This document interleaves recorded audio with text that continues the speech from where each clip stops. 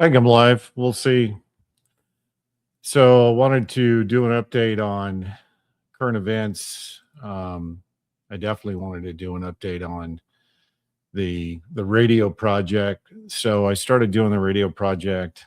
I want to say Thursday, um, and it's been interesting uh, ever since then. To be perfectly honest, the uh, the issue with the radio, so I had to order new cables. I have like 10 cables that I use, at least 10, and I'll show you what they look like.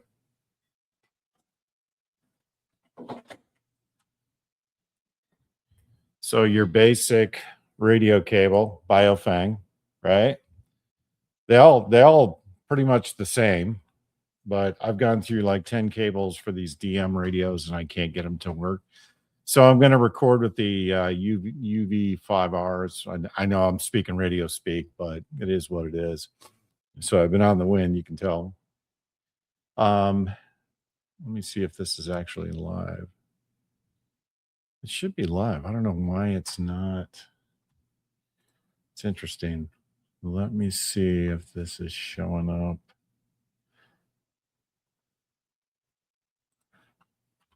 That's what I love about live videos.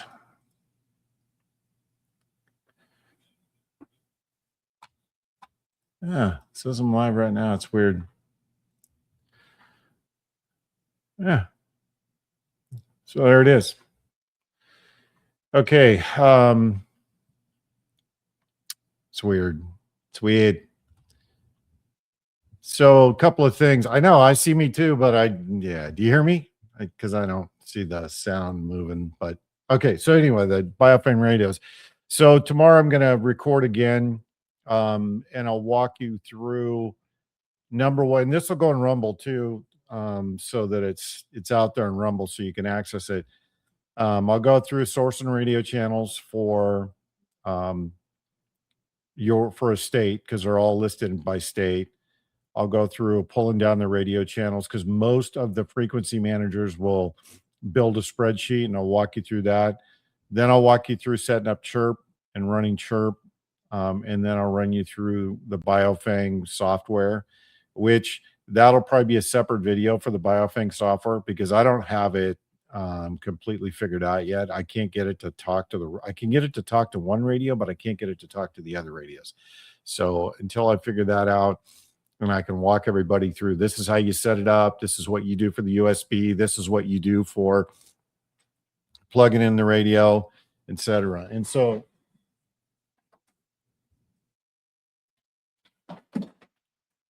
radio models. So this is the DM. This is the one I'm talking about, right? The DM32 radios. These are the encrypted ones. And see if I can get a good copy of this. So this is stock out of the box. And you can see it's a multi-channel radio. And I've got a super long antenna on it. So, and then I've got the AR152. These are my favorites. These multi-channel radios. And you can see this one's already programmed, but I'll walk you through what that looks like. It's actually pretty easy. But the issue is with this radio, this damn thing. I can't get it figured out, but I will. And once I get it figured out, I will make sure that everybody can do the same thing. So it's a step by step. I believe it or not, this is this radio conversation is literally the one thing that I've gotten the most feedback on. So I'll make that useful for everybody. I don't know what's going on with my camera, by the way. It's just freaking out. So let me see if I can figure this out. You guys are getting me reset now. I'm like literally going through reset up today. Yeah, it's been a thing last couple of weeks. It's been a thing. There we go. That should be better. Okay.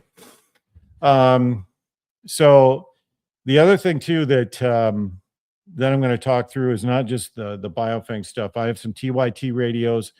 I'll walk you through setup of those. It's pretty much the same thing with Chirp. Once you get Chirp set up, then the rest of it is pretty easy once you figure it out.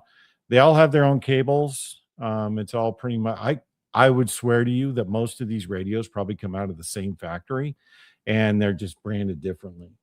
So look for that.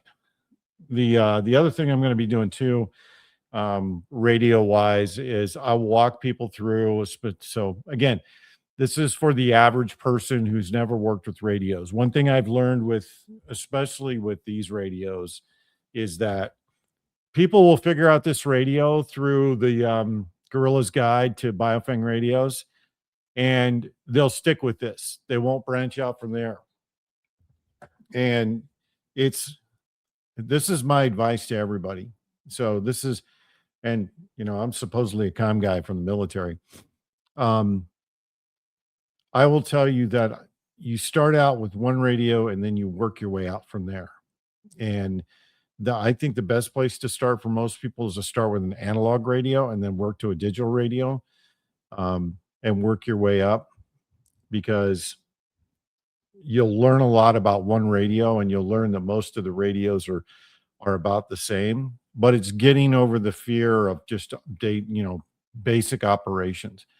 And have a battle buddy or have somebody that you can communicate with that's just as probably a novice or intermediate, and work with them, and you'll learn a lot about the radios quick, and you'll learn a lot about distance and everything else, and use them in your local area. So one of the things that we do here is I have folks that are between 1 mile and 40 miles away. Actually, I could go 110 miles if I really wanted to with repeaters.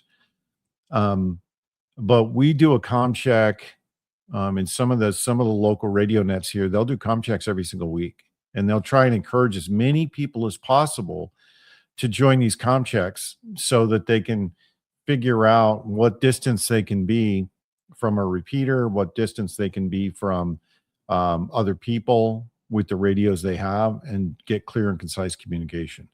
So that's the first thing. The second thing is use your radios regularly, at least once a week, more if you can get away with it. If you've got somebody in your neighborhood that you can communicate with, do that. Do it often, because the more you use it, the more you're going to learn. And the more you learn, the more you're going to want to learn about other radios. Now, you don't have to be an uber geek. You just have to know your way around. If you're somewhere, you've lost your comms, you find a radio, you know what to do with it. You know the basic operations and the distance, that you can communicate with that radio. And you know the difference between an FRS radio, a GMRS, a VHF radio, and you know the difference between them, right?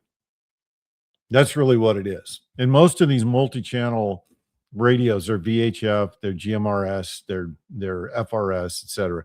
And that, again, if you haven't worked with radios, you're not going to know what the hell that means. It took me a while to figure out what they meant, right? I mean, Troop knows more than I do, but I can program radios where Troop struggles to program radios, but he can set up HF antennas. And we have complementary skills. So where his gaps are, I fill in. Where my gaps are, he fills in. That's the point of the exercise, of finding other people in your local area and getting plugged into some of these ham radio out networks within your state, so you can figure out who the good people, who good people are, who bad people are. And most of the radio guys are very, very helpful. But they forget what it's like to be somebody new in the radio business. They forget what it's like to actually, try and figure this out from the ground floor.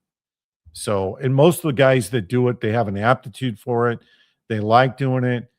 And, most of us, we just have one basic question. Does the radio work or does it not work? And if it does work, how far can I communicate? So, anyway, so that's what I'm working on for tomorrow. Hopefully I'll get the video out tomorrow on Chirp and all of the radio frequency lists and how to source that. And I'm going to start from Google and work my way to Chirp. And then I'll have a camera set up so you can see the radio and what the radio is doing while I'm working with Chirp. And you can see the screen on Chirp so you can see it all. I'll get that all set up tomorrow. I've got most of it set up right now. I swear to you, it's been 3 days of just messing around with these radios to figure out how to pull frequencies off, how to get them, how to get it to communicate with different radios. It's one thing you'll learn about chirp and a lot of these biofangs is they like to work, but they don't like to be programmed. And that's my own bias. If you're one of those guys that can make all this stuff work and not have any issues, good on you. I'm not one of those guys, right? 30 minutes of cursory IT setup before every show, et cetera, et cetera. So, but that's what I'm working on. Once I get through with that, then I'm going to go through and I'm doing a video on Wednesday before, probably before 5, and talk through some sundry items you should have in your kit if you can afford it. And then on Thursday, I'm going to actually do a video where I walk through. I've got some flyaway kits, just some, stuff that's ready to roll on a truck that's not really organized. So I'll walk you through that so you can see what all that looks like. I've got some trauma kits. I'm working on getting a EMT to come in and walk through the trauma kit just to give people a basic idea of what you should have on hand. Troop he's got med kits, and I'll walk you through those. These are just basic first aid kits. Trauma kits are different. So I got a question about med kits and trauma kits. I'm not an EMT. I've done the combat lifesaver courses. I've done 2 or 3 of them, CPR my whole life. But I can tell you that if you've never worked with a trauma kit, don't waste the money on it.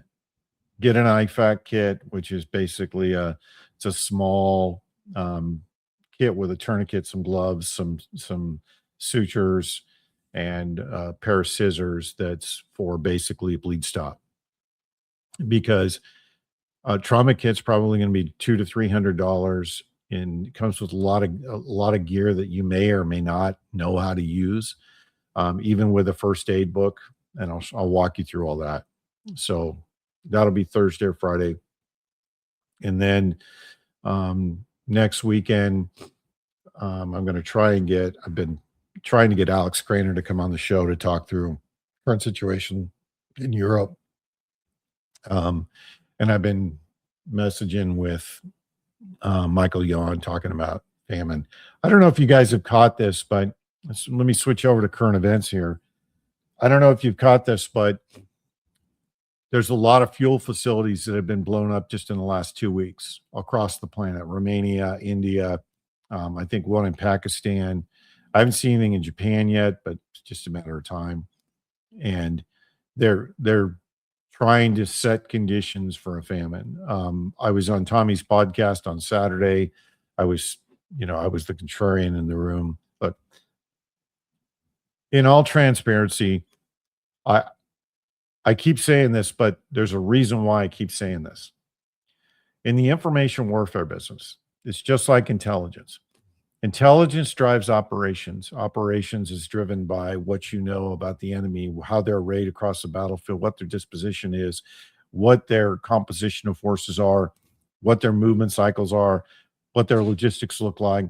And then you array your forces to counter that and to potentially go on the offensive or defensive, depending on what you're doing. It's no different in the information business. You figure out what the enemy is communicating, how the enemy is communicating. You figure out what sources they're using, what mediums they're using, and then you figure out what your counter is going to be to that.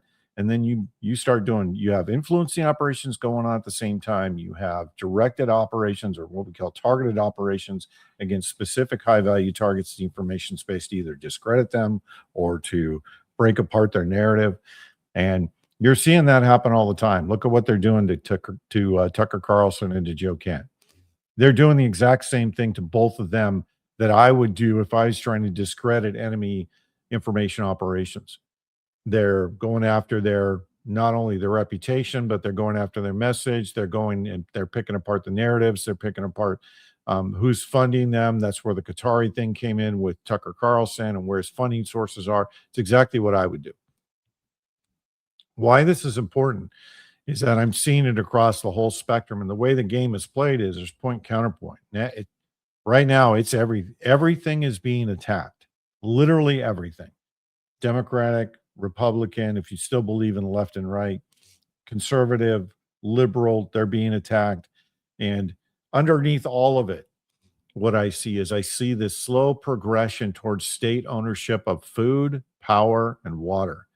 And they've already pretty much consolidated all that power in Oregon, Washington, and the blue states, right? Especially in Oregon. If you didn't see this last week, this is significant because Oregon said that all water that is, in the confines of Portland, that belongs to the city, even if it's rainwater. And in New Zealand, they're killing off bees, and I know there's a whole narrative around it where there's these mites or whatever the hell the story is. It's all horseshit. They're trying to control the source of protein. They're trying to control the sources of water. They're trying to control the source of fuel. They're trying to control electricity and power, and they're trying to control the narrative. And in Florida, again, this was just published today on X. There was a college student that made some kind of an off-color joke about Netanyahu in a WhatsApp chat, and just got convicted of a felony in Miami. That should tell you that the laws being passed right now against anti-Semitism, they're real and they're being enforced. And it's only going to get worse from here. So they're trying to control speech. They're trying to control your movement. They're trying to control what you consume. They're building a kill box around everyone right now. And that's why I say have alternative sources for doing everything, because look, people are just going to march into this. I thought for 2 years when I started doing this in 2020 through 2022 that people would be uncomfortable enough to actually take action. Nope. Haven't done anything since 2020. And I thought it would be blatantly obvious in 2020 just by the ludicrous messaging around COVID that people would realize this is complete BS. Everything around this narrative is a complete lie. Like when I started doing this, I had a buddy of mine, and it hadn't even crossed my mind to even broadcast anything. I started with some posts on Facebook, and I was immediately banned from Facebook. Like, this is in March of 2020. I saw these narratives come out. I wrote on Facebook, this is complete BS. Every bit of this is a lie. Every bit of it. And then I went by the numbers of why it was a lie. Banned. Facebook. Same thing on Instagram. Banned. I did a short video on Instagram. Banned immediately. And then I was shadow banned on X, and then I was banned from X. And I didn't even try YouTube because I knew YouTube was already a toxic shithole that was censored. But that's how I started. Was a buddy of mine said, "Hey, dude, you got to respond to this." And I didn't realize back then, I thought people would be up in arms, but I watched people just blindly follow literally all of the nonsense that was being pushed out. And one of the biggest ones that I saw was the double mask thing. We were literally tripping over each other for the first 3 months of COVID, going through the grocery stores. And then they started with the social distancing in June of 2020. And then it was the masks in June and July. And then it just got more ludicrous from there, double masks. And then they came out with the vaccines in December of 2020. And that was nonsense. And by 2021, people were just full steam into whatever stupidity they were being fed. And that's why I say liberals are stupid. They're just, I have a lot of liberal friends, and I have a liberal friend that was in the education industry. And I'm just amazed that people even watch the news, because it's just nonsense. The level of ludicrous things that they put out, it gets more ludicrous every day. It's mind-boggling to me that people still buy any of the narratives, even from local news. I watched local news in Seattle. I'm like, my God, this is like right out of Soviet Pravda from back in the 80s. This is literally the exact same thing. And it tells you that nobody knows history, number one. But liberals are stupid because they'll believe any pile of BS that's thrown in front of them and pushed out by mainstream media. They literally hook, line, and sinker. Like we were talking about, we were having dinner and we were talking about the Virginia ban on what they're doing with the Second Amendment. And I'm like, that's dangerous. You can't disarm people. And same with Massachusetts, they're disarming people. And both of them looked at me like, I think that's a good thing. I'm like, what the hell is wrong with you? What has happened to you that's made you completely retarded? And both of them know history and they know it very well. But anyway, it shows you the power of the cognitive dissonance. It shows you the power of the narrative, but it's the normalcy bias that drives all of it. That people are so desperate to say things are normal, they'll buy whatever pile of stinky dog shit is put in front of them because they can't admit to themselves that things are so bad that they have to do something different. That is the normalcy bias hard at work. And I saw this in Iraq, I saw this in Afghanistan. It was the same deal. Only, the enemy was pulling people out of their houses and killing people. And it was only when people were directly affected by that they literally started to band together and take action. And it was usually when the Wahhabis show up. If you don't know what the Wahhabis are, this in Saudi Arabia, there's this extreme sect of the Muslim religion, and the state has tolerated them and worked with them and worked around them for the better part of 60 years. And they're the most violent sect in all of Islam, as far as I'm concerned. And they would come into a neighborhood, they would pull people out of their houses, they would beat people. They would start because in most of the Muslim countries, the women pretty much stay inside. It's young men and old men that are on the street. And so the Wahhabis would come in, they'd park their car, they'd walk down the street. They have long beards, long hair, and they would engage a few of the young men, they'd engage a few of the old men, and then they would literally just pick somebody out of the crowd and start beating them. And then they would start to intimidate the entire neighborhood, and then they would start to push Sharia law, and then you name it. And it would only take one or two of the neighborhood either to get killed or to get, seriously wounded by one of these guys. And then they would band together and they'd kill both of them. And they'd just drag their bodies out to the desert, let the birds have them. But it took a lot, is my point, for them to band together and to deal with these guys the way they should have been dealt with. In the US, the normalcy bias is so heavy that people were literally willing to put up with whatever until it directly affects them. And it hasn't directly affected them. That's the process of the slow burn of the influencing operation, right? You just normalize this nonsense over a long period of time and people just accept it. I mean, look at Seattle, right? One of the state congressmen did a press conference yesterday in Seattle and said, yeah, this isn't a good place to raise kids. I mean, this guy's a card-carrying communist that's saying the quiet part out loud. And the interesting part of the conversation was he was asked repeatedly, well, what are you going to do to fix these policies? Oh, well, all I can do is really criticize them. Well, that's the game, right? They acknowledge there's a problem. They say they're going to work on it, and then they continue down the same path. Meanwhile, the state becomes hostile to business. Businesses start to leave. The state becomes hostile to families, and families start to leave. The state becomes hostile to anybody that doesn't conform, and then all the people that are left that are free thinkers will leave, which is exactly what's happening in all the blue states. And the other story in Seattle that's significant that people aren't really paying attention to is that grocery stores and big box stores they're leaving Washington, right? It's too hostile of an environment, either from the theft, from the shoplifting, or from the taxation within the state, to where they don't want to stay. And that's all by design. The whole point of it is so the state can step in and say, well, because there's no big box and there's no commerce happening, the state's going to take over, and the state's going to manage all of the grocery stores. They're going to manage all of the gas stations. They're going to manage the power. They're going to manage the water. You see how the game's played?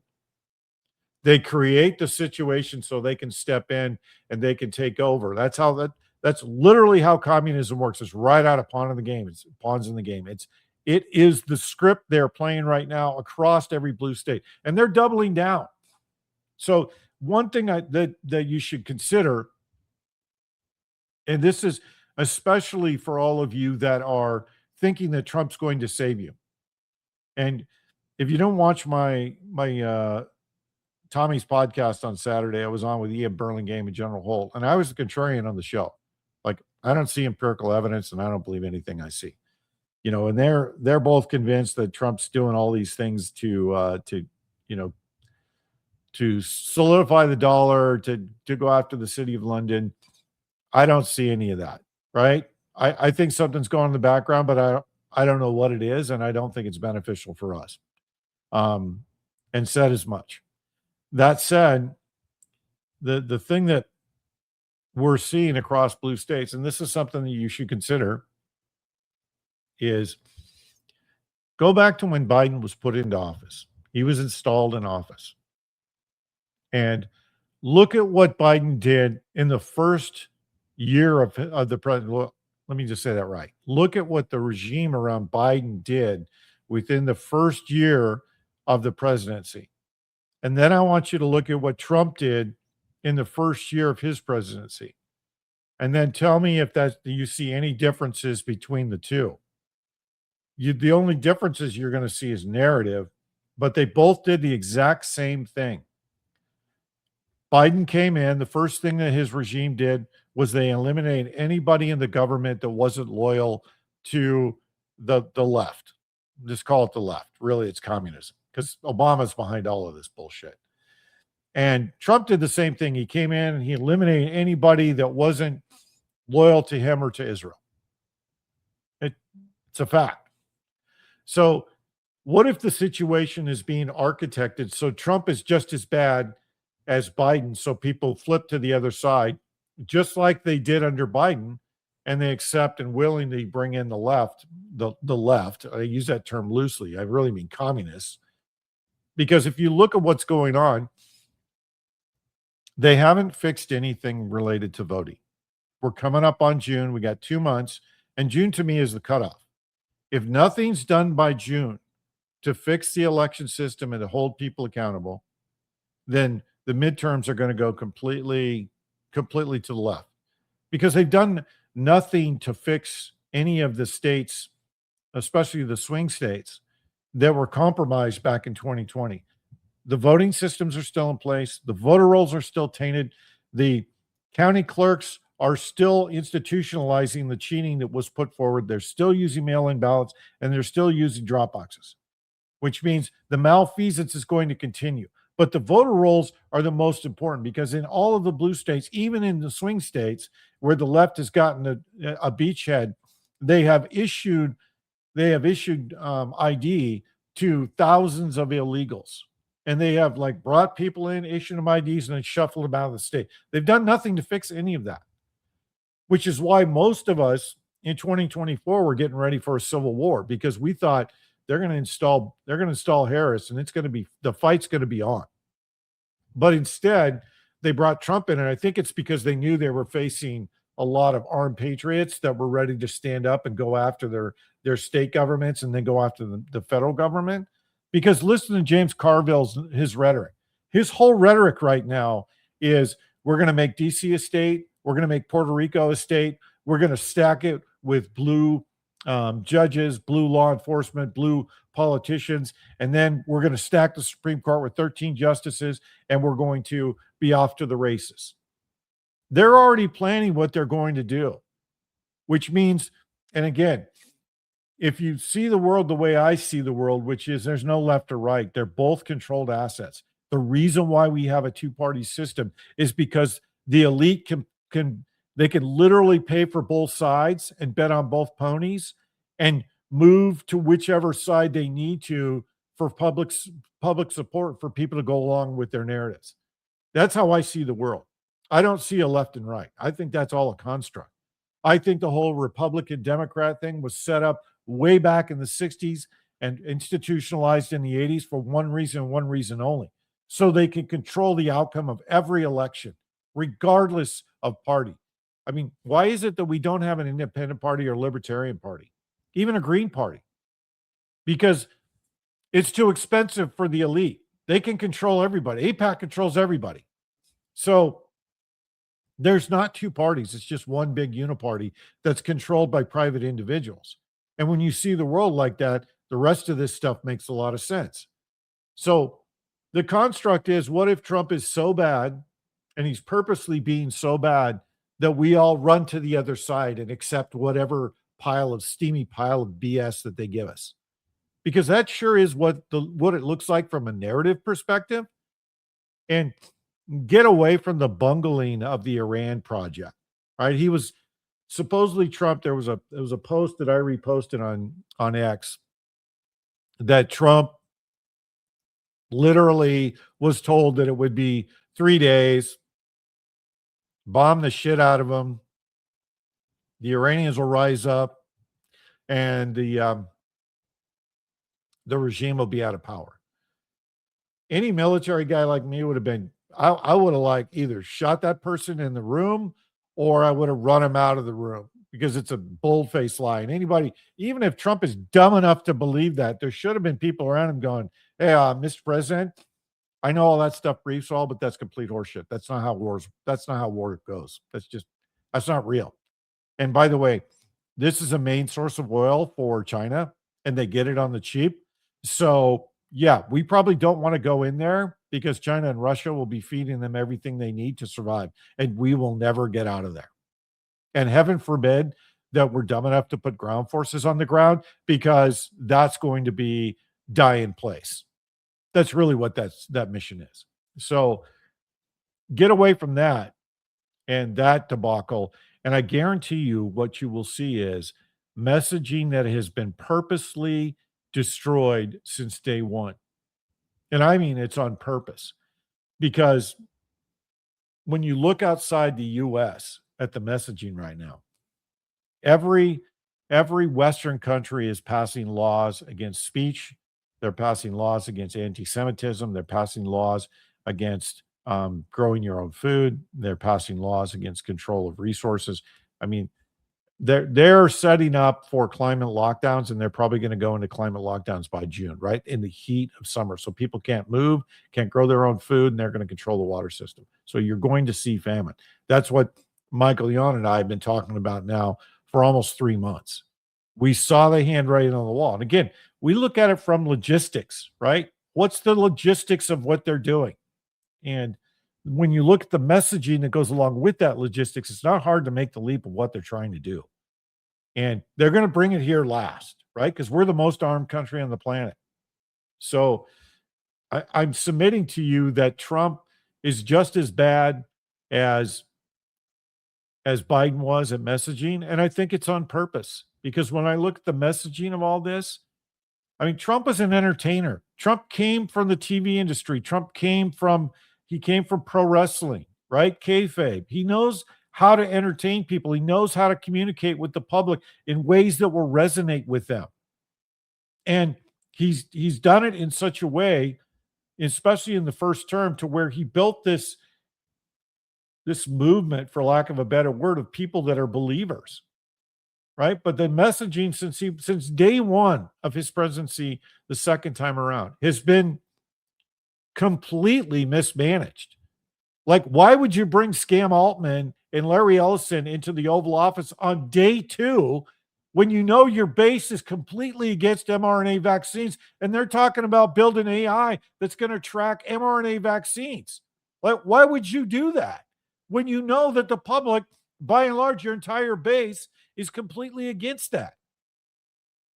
And then when you look at the consistently bad messaging about Epstein, the consistently bad messaging about all of the malfeasance that took place on January 6th, that's treason. It was conducted by members of Congress with the blessing of Obama to steal and conduct a coup against the American people. People should go to prison for that. And we're working on it. We've heard that for 14 months, right? Pam Bondi's finally gone. We're working on it. Kash Patel came out last week and said, you're going to see arrests next week. It's one big conspiracy case. Okay. Arrests don't equal convictions. And Todd Blanche, or whatever his name is, this is a guy that came out, went on national TV, and said, it's no crime to party with Jeffrey Epstein. Yeah, you're right, it's not. But I'm pretty sure it's a crime to rape, torture, and dismember children, along with traffic them. I'm pretty sure that's a crime. I'm pretty sure money laundering is a crime. I'm pretty sure that bioresearch outside of treaties, I think that's a problem and a felony. So I don't equate arrests to convictions and jail sentences. I convict that with I associate that with window dressing to please the masses. But that's not holding people accountable, which is what Trump's base elected him to do. And the fact that he hasn't done it should be a red flag to everybody, because supposedly they had all the receipts back in 2025. So what was Pam Bondi doing? I mean, besides going on Fox News and being Fox News Barbie, what was she doing for 14 months? Did she really delegate leadership of DOJ over to somebody from the Southern District of New York? Because the Southern District of New York has proven itself to be a communist organization that all they do is obfuscate and delay. That's all they've done for the last 25 years.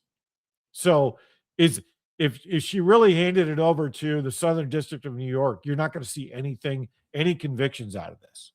And that's not even the judges.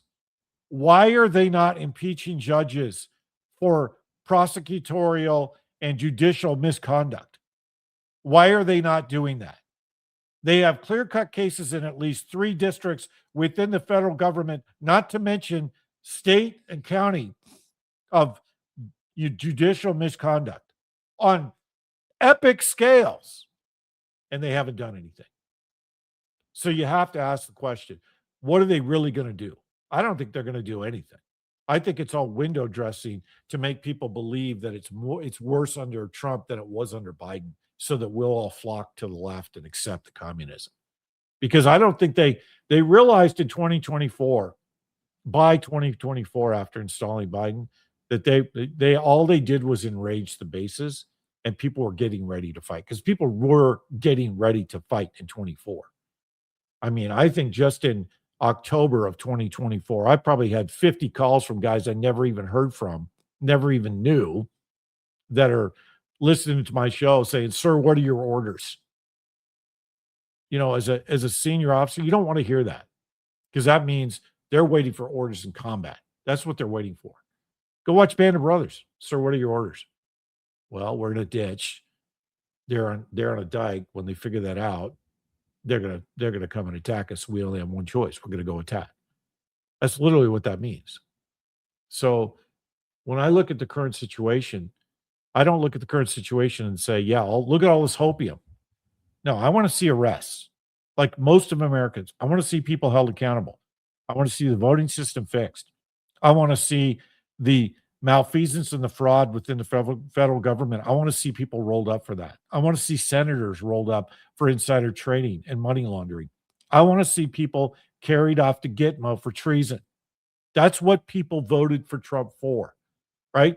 A bulk of the population sees the malfeasance. I mean, look at Thune. Could Thune telegraph any more blatantly that this guy is completely compromised? Like, AOC, tell me without telling me you're a CIA asset and you're CIA trained. Same with Erica Kirk, CIA asset. Her mom was a CIA asset, so she's an asset.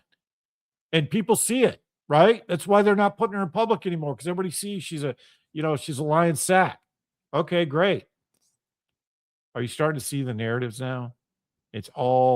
Everything's worse than it was with Biden. It's worse. Biden was worse than Trump the first time. Now Trump's worse than Biden the second time. That's how the elite play. They give you the best of the worst. And one of the things that I said way back in 2020, which still is relevant today, is one very simple question. Just one. You're telling me that for the highest office in the land, the choices that we have as the American public, for the best and the brightest, for somebody to lead our nation, is a cackling, a cackling, money-grubbing whore or an entertainer. Those are our two biggest choices. So they've rigged the system so you have the best of the worst. You only have two shitty choices, and you have to choose the best of the fucking worst in order for the presidency to be occupied. That's how far down the bowl we have swirled in the last 30 years because of this system that was put in place so the elite can control the outcome every single time. So I look at the overall narrative of this and I see they're guiding us down the path where Trump is so awful that everybody embraces the left. And I can tell you, I'm not going to do that because I know what that is. It's communism. And just go spend some time in a blue state. I spent 4 days in Washington and Seattle last week, and it was all I could do not to hurt somebody. Just the level of stupidity that people exhibit on a daily basis because they're so bought into whatever narrative is pushed in front of them. It is unbelievable how stupid people are. My God. First of all, I get on the plane on Friday night, and every third person has blue or pink hair. So I'm like, all right, this is going to be entertaining. Then we get off the plane, and every second or third person has either one or two masks on. And it just got progressively worse from there. The people in traffic, clearly foreigners, don't know the traffic laws. They're doing 30 miles an hour in a 70-mile-an-hour lane. And that's just the beginning. And it just got worse and worse and worse from there. And I don't want to live under that system. And I know most people that with functioning brain cells don't want to live under that system. But and again, this goes back to the Matrix. It's amazing. If you haven't watched The Matrix or Elysium, go watch those movies. Not for the fact of what the entertainment value, but listen to the messaging they're telling you. The most poignant message in the whole movie of the first Matrix was when Morpheus and Neo are walking on the street inside the Matrix, and Morpheus says, everybody in the system is our enemy.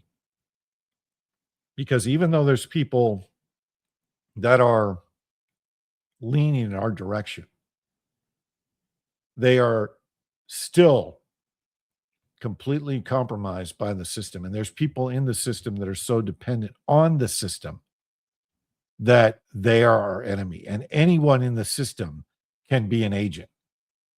And that's exactly where we are. Think about all those people in COVID that were reporting their neighbors, were enforcing the mask mandates, which, by the way, weren't laws.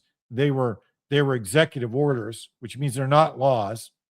And look at all those people that were calling the police because somebody was driving without a mask, or their neighbor was saying something about COVID that was against the official narrative. When you start to see all of those indicators, that's exactly what Morpheus was talking about. They become the brown shirts. That's the proof in the pudding that the narratives and the messaging are highly effective when people just believe and go on. And they become dependent on that system. They normalize the behavior and they normalize all the messaging and they incorporate it into their lives without a second thought. That's how you know that the narratives are completely and totally effective. And we're literally living through exactly what he was talking about way back in 1997. It boggles my mind that some of the predictive programming that was done in the 80s and 90s is bearing fruit right now and coming true. Like, that's how far the enemy is ahead of us predicting these things and setting them up and putting them in motion. And I don't see Trump as a separate actor. I don't see him as a rogue. I never saw him as a rogue because he comes from the same system that creates fiction for the population to buy into. And when you look at it from that perspective, you're like, I don't believe a fucking word this guy says. I don't believe anything he says because it's all, to me, it's all kayfabe. It's all pro wrestling. That's all horseshit. You just stay in character. And when when I read these reports about, so there was a report that was released yesterday or day before, and it talked about how Trump was duped to going to Iran by Netanyahu and by Lindsey Graham, and he's desperately looking for an off ramp. Uh, we all could have told you that without even publishing that. But when you add in the messaging from Trump, especially on Easter Sunday and the day after, reprehensible from a president. And that should tell you how far down the bowl we swirled when the president of the United States publishes something like that and his entire staff does not stop him. The whole point of the staff is to protect the office of the presidency. Well, we've gone so far to the other side, and I believe it's because they want us to see this as worse than Biden, which means we're willing to accept, no matter what reprehensible behavior comes out of our elected officials in both the state and the federal level, we're willing to accept it. And we have thus far. We were literally told 2 months ago that everyone in the federal government is compromised by pedophilia, and our country, as well as the Western nations, are all run by pedophiles. Everybody went, it's fine. Okay. That's how I know that we live in a construct and that everything we're being fed is a construct to lead us to the next thing. That's what I see as the current events.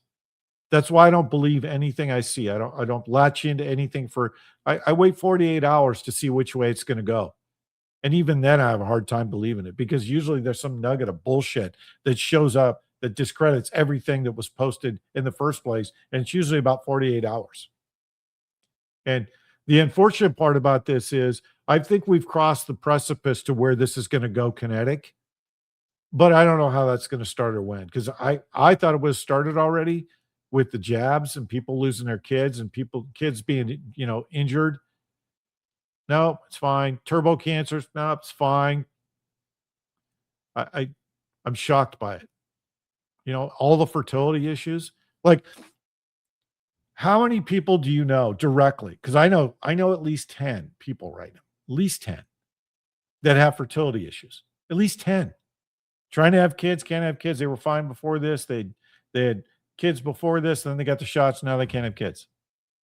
You're telling me that the entire gynecological industry does not know what the hell is going on, and they haven't seen a trend of people with infertility issues? That's mind-boggling to me. I thought that would drive people over and off the reservation. Nope, it's fine. Turbo cancers. Nope, it's fine. So I really don't know what it's going to take for people to get off their asses. Maybe it's starvation. Maybe it's, financial ruin from the economy, but even that's manipulated. So here's my advice to everybody. Number one, be ready for any contingency. And I'm not saying prep for like 9 months of no food, no water, and all that bullshit. That's not what I'm saying. I'm not advocating you prep like the preppers do, where you build a bunker and you have all your shit, you go store all your DVDs so you can watch movies during the apocalypse. That's not what I'm talking about. My focus for this channel is to teach people skills for building a resilient community within your area and within your state, and being ready for contingencies for several weeks. And that's about the maximum that people can prepare for. You can't store enough food or ammo or gold and silver for years. First of all that shit's heavy. Second of all, it doesn't all fit in the car. If you watched any of my videos about being set up in your car, you're going to see that the word I keep using over and over and over is very simple. Real estate. How much real estate do you have to haul shit? And when you add people to that real estate, you significantly limit the amount of cargo you can carry with you and the distance you can take that cargo. Because the heavier your shit, the less gas mileage you're going to get to where you're going. And in a fuel constricted, situation, you're going to have a very finite amount of miles that you can go, especially when you start adding weight to it, which is why I talk about real estate and why I talk about being ready for a contingency for a short period of time, because there's no long term in that. And that's why resilient community is important, because long term, you're going to need other people and other resources to survive. And you're going to have to work together, even with people you hate. So, and Kimberly, to answer your question there, people don't believe the jab caused any problems for one reason only. Because most of the people that have, and I'm dealing with this right now in my own family, they are so convinced that they are morally right and on the moral high ground that they can't hear anything else. That is literally, and look at all the people that got the jab and they got a tattoo, or they did pictures of their vaccine card. When in your entire fucking lifetime in the US did you ever go get a vaccine and then go on social media and post your vaccine card? These people have been so indoctrinated. Again, go back to the Matrix. They're so dependent on the system. They will fight to protect it. That's what you're seeing. People that are so indoctrinated into the system, and they bought into the religion of the state to the point where they can't hear or see anything else, regardless of the evidence in front of them. Whether it's empirical or it's factual, they cannot hear it at all. All they hear is narrative. That's all they hear. That's why it was a highly effective information operation and psychological operation, because they're believers. And the most dangerous people on this planet are born-again Christians and believers. Why? Because they have something to prove. And if that offends you, sorry, but that's the truth. And the truth is, these people can't see the forest through the trees because they believe and they're dependent on the system. They actually believe the system will come and rescue them when it collapses. They can't even see that the system has completely been set up to collapse around them on purpose. They can't see, even with the empirical evidence of that right now. So when I take a step back and I'm dealing with this, I have kids that are vaxxed. I have family members that are vaxxed. I have friends that have died from the vaccine. I have an extended family member that has all kinds of health issues and was vaccine injured and knows they were vaccine injured. They know it. And they still can't make the leap. They just can't admit to themselves that they got completely duped. And the worst part about it is, and literally, I'll go back to my education friends, right? I have tremendous amount of respect for both of them because they're both extremely smart people.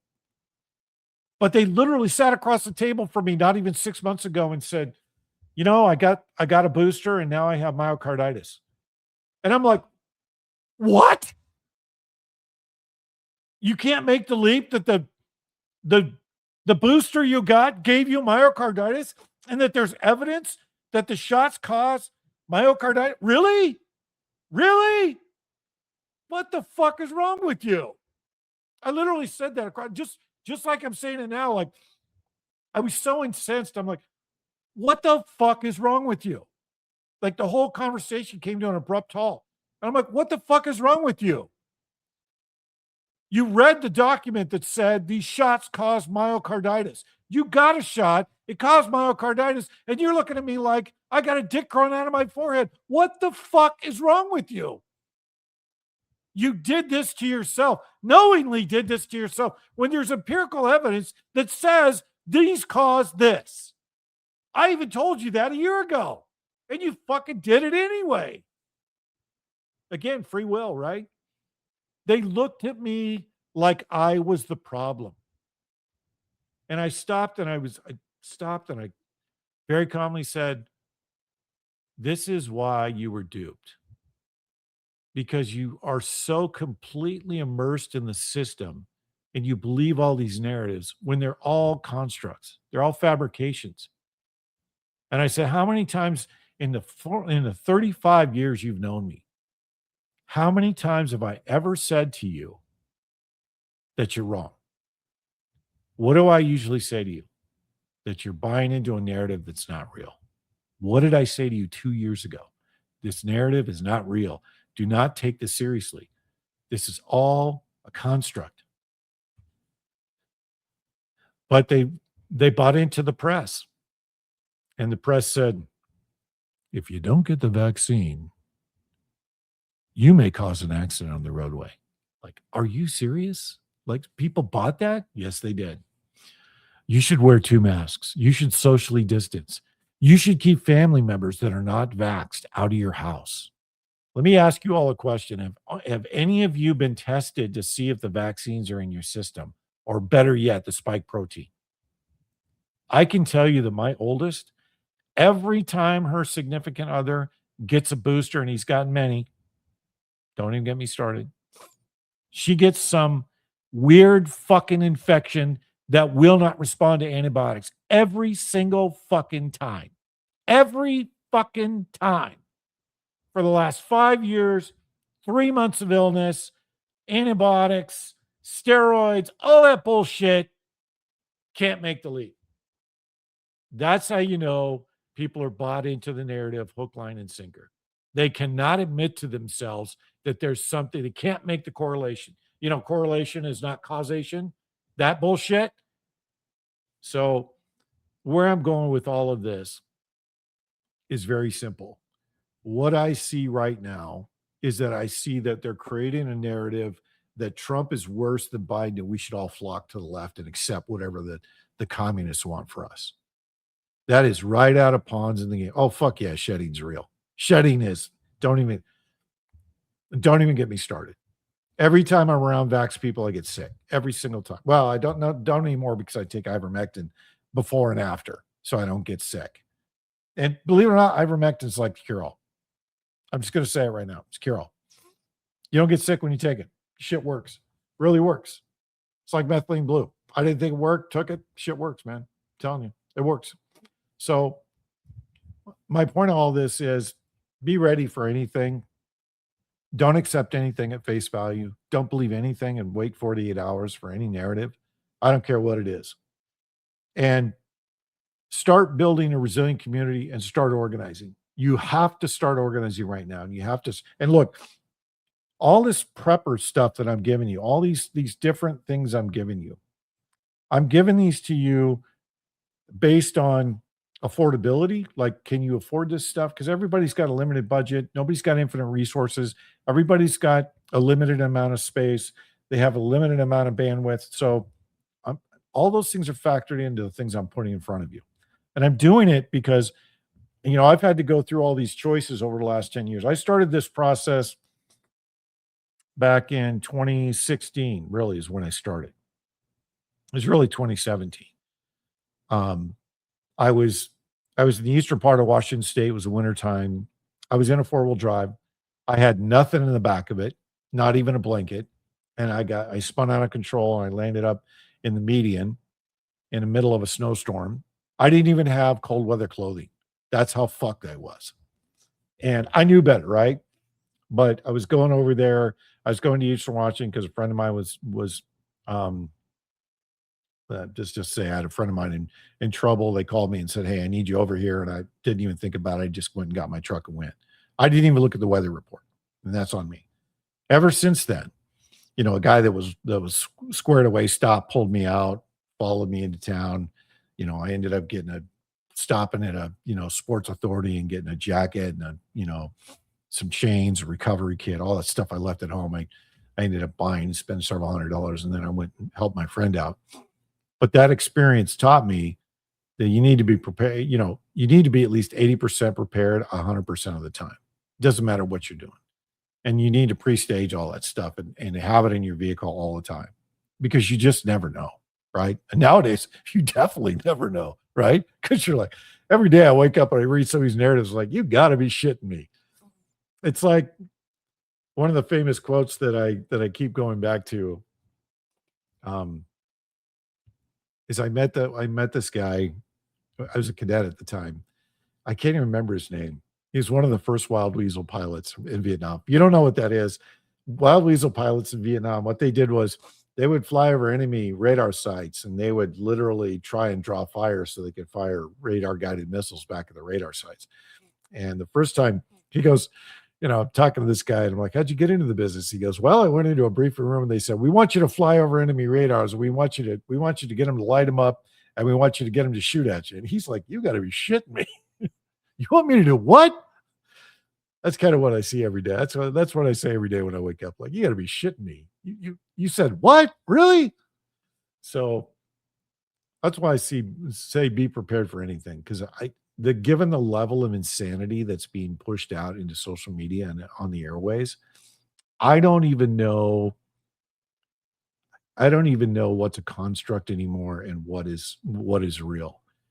I'm used to the information business where you can see the structure in the narratives, you can see the endpoint that they're trying to reach, you can see the correlating talking points in the media, you can see the correlating talking points in all of social media, and especially in TV and in the entertainment industry. You can see it very, very clearly. It's like clockwork. You watch a movie, I watch narratives, I watch themes and messages, because you have to look at Hollywood as an extension of everything that's in the national conscious. And Hollywood is in the business of creating fiction. Social media is in the business of creating fiction. Keep that in mind. And as long as you see things that way, you're not going to be surprised. But right now, what I'm seeing is so many different narratives that are being pushed to the public consciousness that don't have an endpoint. That's why I say don't believe anything. And I don't believe in any one. I'm sure there's people trying to do the right things, but I don't buy the hopium. Until I see actions taken that result in accountability, all the rest of it's just noise. And that's my advice, is be suspect of everything that you see, especially in social media. There's so many bots in AI, it's not even funny. And now you're seeing bots in AI in TV and in music. How many AI bands do you know are in music? And you pick them out now because they all sound the same raspy voice, same lyrics. It's all being driven to drive confusion. So stay out of the confused state and tune out as much as you can, because most of it's not real anyway. It's just a construct. But focus on your resilient community. Focus on building connections. Focus on increasing your line of sight and your sphere of influence. Those things are going to serve you when there is a real contingency, and that's what we're really planning for. It may never happen. They may slow roll us right into communism or into kinetic. I don't know, but like I said, I think we've past the precipice for kinetic. I think at some point it's going to go. I just don't know. I've given up trying to figure out what the catalyst is going to be. So, and one other thing and by the way, Kimberly, thanks for jogging my memory on this. Number one, the whole Sarah Adams narrative around there's going to be this mass attack on the U.S. The intelligence agencies moved away from that. I confirmed it this morning.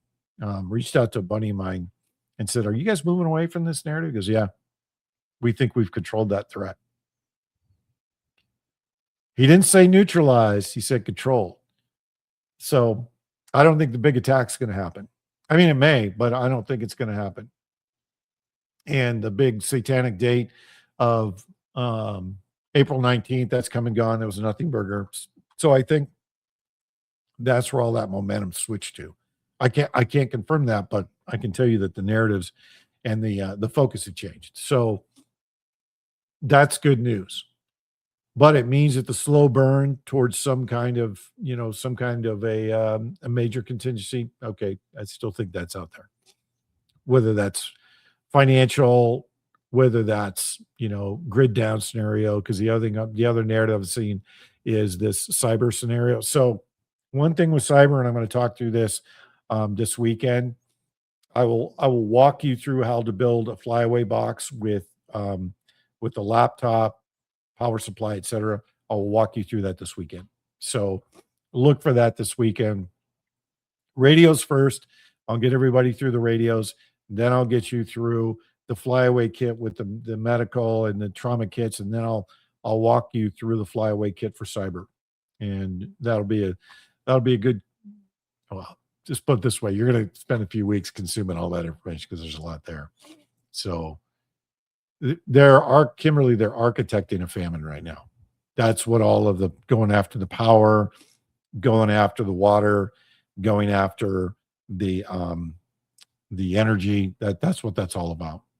And they're restricting the movement. And I'm convinced, Michael Yon called closing the Strait of Hormuz way back in 2025. He called it in July of 2025. I could post the article. And he was spot on because we were talking about it then. And next, if you see the Strait of Malacca close, which is a major source of hub for China and for all of the of Asia, then they're really serious about creating famine. And it's not, don't just think about it as food and energy. Like a lot of fertilizer and a lot of different key strategic minerals come through those straits for all of the Western world. And we have to import most of our strategic minerals because we sold all the mineral rights. So it's not just energy and food coming through the straits. There's a whole host of different commodities that come through the straits that affect everybody.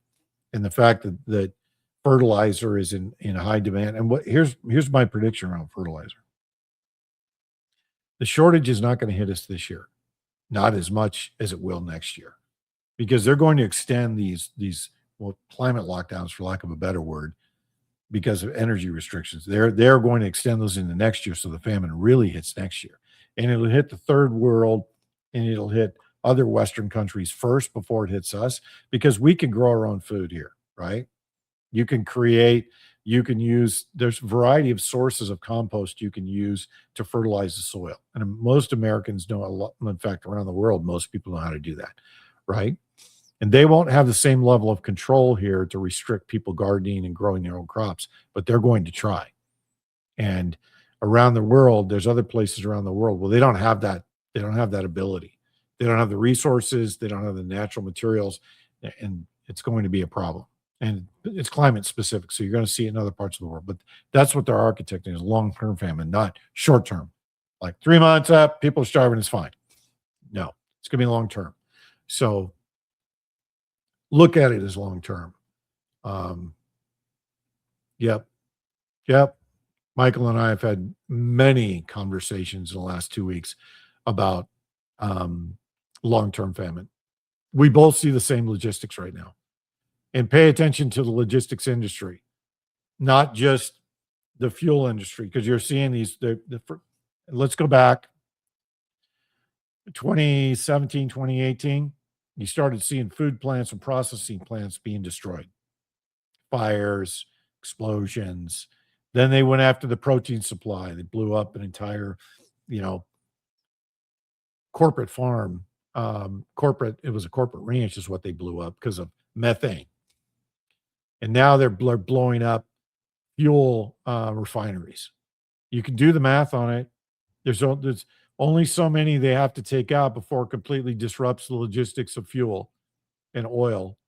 And that's the energy portion of it. China, Bill Gates, they own farming and they own food processing here in the U.S. If you think I'm kidding, go look at how many companies are owned by Chinese companies here in the U.S. that are processing food. And look at how much protein created in the U.S. is going over to China. And then look at the price of just any protein, fish, meat. You will see the prices have grown exponentially just in the last 3 years. I mean, since 2020, the price of beef it's tripled. And you'd think people would be up in arms around that. And they're destroying small ranches. They're destroying small farms. It's all by design. And it's a long-term march towards complete control of food supply. Again, I don't know what the hell it's going to take for people to go off the reservation, but it is what it is. All right. I'm in an hour and 10 minutes. I'm going to end there. This was impromptu in the first place. I'll be back.